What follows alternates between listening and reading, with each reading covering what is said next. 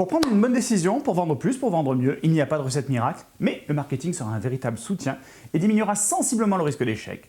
Empruntant à diverses disciplines ce qui peut servir ses intérêts, il structure et organise la pensée pour recueillir et traiter les informations, accroître les performances d'une organisation.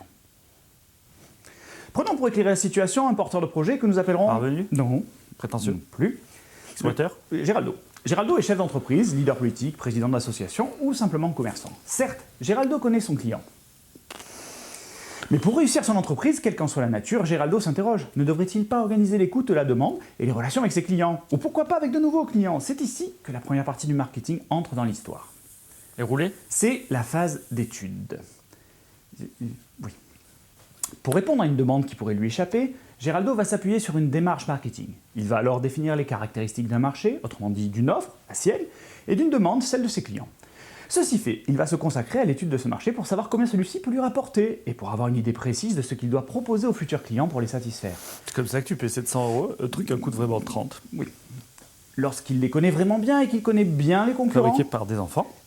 Oui, c'est bon, on a compris. Géraldo va mettre au point Et une façon qui pollue. d'attaquer ce marché. Ça suffit. En poursuivant une stratégie. Il va choisir après réflexion et étude, au niveau du marketing du produit et du service, quel prix il va proposer, quel prix de vente, quel mode de distribution et quelle stratégie de communication. C'est dur avec toi.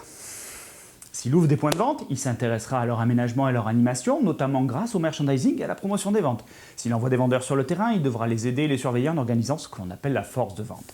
Dans le terme technique, on dit des escrocs. Dans les deux cas, il devra investir une certaine somme d'argent dans la communication, en faisant parfois de la publicité dans les médias, ou en utilisant les moyens de communication hors médias, et bien entendu tous les leviers du marketing digital, réseaux sociaux, viralité, analyse de données à la volée, big data, etc.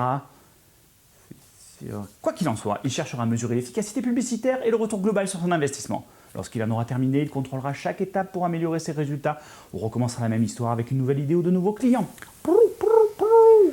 Vous trouverez bien entendu des explications synthétiques et des applications sur chacun des thèmes que nous venons d'évoquer gratuitement sur notre site marketing.fr. Plus que ce soit payant. Tu m'aides pas, tu sais.